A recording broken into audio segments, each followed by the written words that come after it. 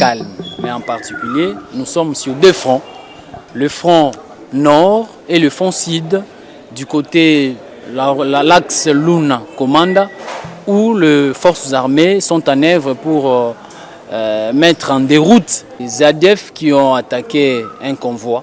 Mais pour le moment, le commandant Axe est sur place et la situation est revenue au calme, malgré que nous regrettons la vie de nos compatriotes qui ont par victimes des barbaries, de ces hors-la-loi, de ces renégats des ADF.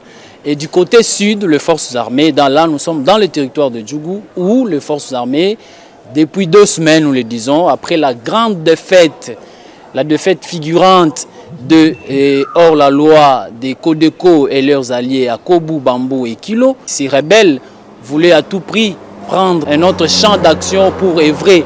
Malheureusement, ils se sont heurtés contre les forces armées depuis 3 jours dans la localité Lycéi et Itendei. Pour le moment, les forces armées contrôlent la situation et cela est dû suite à l'appui-fait aérien de nos hélicoptères qui ont pilonné ces hors-la-loi. Et voilà, nous l'avons délogé.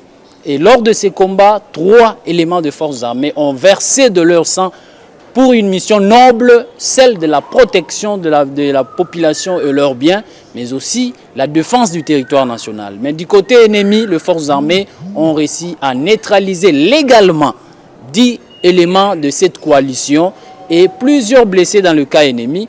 Pour le moment, le commandant secteur adjoint chargé des opérations, le général Niembo Abdallah, est sur place, sur ordre du gouverneur militaire, pour coordonner ces opérations et continuer à traquer ces hors-la-loi. Nous vous avons annoncé d'ici que partout où ils seront, les forces armées seront là. Ils étaient à Kobu, on a frappé. Ils vont à la Lycéi, on va frapper. Partout ils vont se cacher. Les forces armées ne reculeront jamais dans ces opérations pour imposer l'autorité de l'État. Vous-même, vous êtes en train de voir qui détruit l'Ituri. Vous-même, vous êtes présent, témoin oculaire des destructeurs de notre province. Nous construisons, mais eux, ils détruisent. Mais c'est là nous allons encore construire après la stabilisation de cette situation, parce que c'est notre mission. Donc, ces assaillants, qui n'ont ni moyens ni capacité, la meilleure façon de faire, c'est saboter le bijou de l'Ituri, c'est saboter les intérêts vitaux des peuples ituriens. Ça, nous devons tous condamner.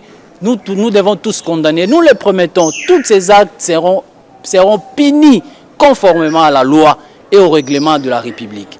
Non, nous, l'objectif pour les forces armées, c'est quoi?